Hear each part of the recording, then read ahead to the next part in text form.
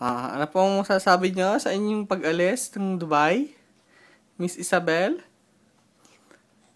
Uwi ka na ng Pilipinas. Ha? Gusto mo nang umuwi? Masaya ka naman. Mamaya ng flight natin. Makikita mo yung lolo at lola. Ganyan ka mamaya ha. Smile dapat pag nakita mo sila ha. Ay, bukas pa pala ang flight natin. Ng umaga. Excited naman masyado, no? Ano? Awa. Ano? Okay na. Tapos na po ang interview natin. I love you muna. I love you po. Okay na? Bye-bye na?